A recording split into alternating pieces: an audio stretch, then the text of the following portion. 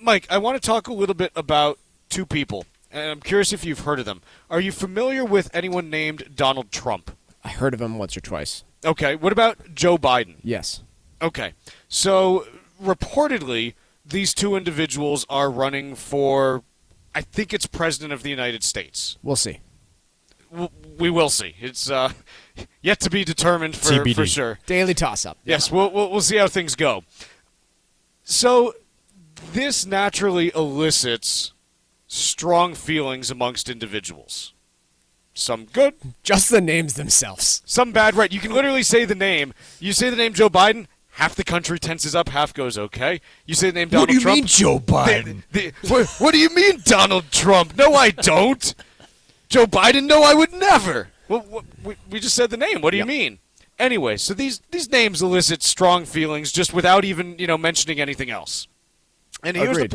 here's the problem with strong feelings is that they suck for investing. Strong feelings are to investing as trying to breathe water is for humans without gills. It's death. Most of us, last time I checked. Yes, you generally shouldn't do it. And here's why.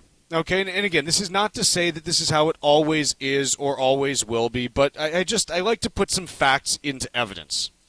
Let's say that you are an individual who back in 2008 said, you know what? Really don't like that Barack Obama. Really nervous about what he's going to do to the country. It's already been, a bad year in 2008 with the market falling. I'm going to pull all my money out because I'm really nervous about what that Barack Obama is going to do. Well, in 2009, the S&P 500 made 26%. So that was kind of a bad choice. Next election, 2012, comes up and you say, you know what? That Barack Obama, he won again. I really don't like that guy. I'm going to... And look how well the market's already recovered. Market's already done well. It feels too high. The Dow's at 10,000. I don't know if I can do... I'm going to pull my money out because that doesn't feel good. Well, in 2013, the S&P 500 made 32.39%. And then you get to 2016. You say, you know what? Market's rallied even further. This is a different person, obviously. You know what? That Donald Trump who just won. Scares the bejesus out of me. Not a fan of him. It feels like the world might end. I'm really nervous about this. I'm going to pull all my money out. Well, if you did that, then you lost out on a 21.83% return in 2017. Now we're back to our, first person who in 2020 says, you know what? Didn't like Joe Biden as a vice president, like him even less as a potential president. I'm going to pull my money out. And the S&P 500 made 28.71% in 2021. These are all, by the way, real numbers. Like, you can go back and check them to see what the market did. You didn't just make them up right now? I didn't make them up. Oh. They were not supplied Thought by... you would. They were not supplied by, the Government Bureau of Made-Up Statistics. These are real numbers. So, in each of the last 4 presidential elections, and again, this is a small sample size and whatever, but it still proves the point. If you didn't like the candidate that won, and there's something for everything here, because we've had Republicans win, we've had Democrats win, we've had both. So 100% of the country at some point did not like the president in the last 15 years. Probably, yeah.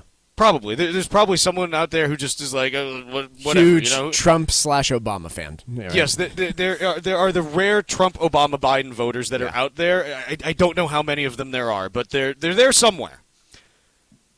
But the point that I'm making is, if you let your personal feelings towards a candidate, political party platform, or whatever it may be affect your investments immediately after those elections, it was the wrong thing to do in each one of those cases.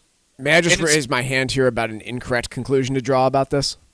That the market always goes up after an election? Yeah, don't draw that conclusion either. That does not happen, okay? I know that's been the case recently, but that's not what happens. No, again, you only have to go back 2 more elections. You go back to 2000, 2001, and 2002, S&P lost 11 and 22%. Yes. So it's, again, the point that I'm making is if you react emotionally when you are investing, it's generally very stupid.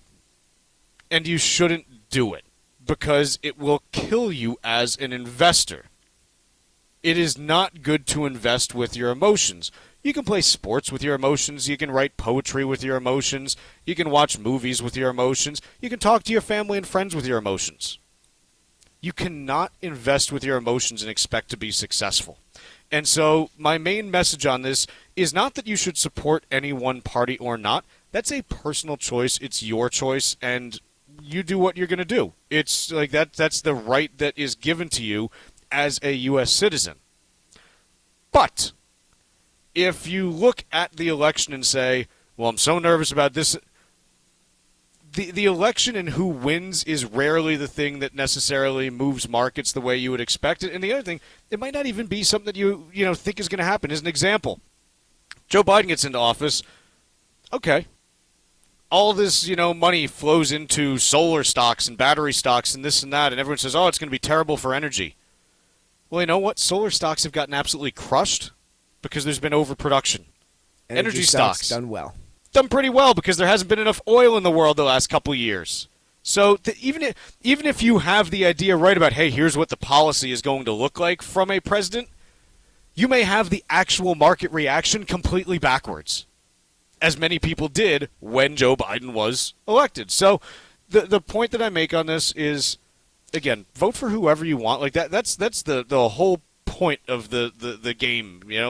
Do what you choose to. But when it comes to your investments, that stuff needs to take a back seat because it's going to harm your ability to invest appropriately.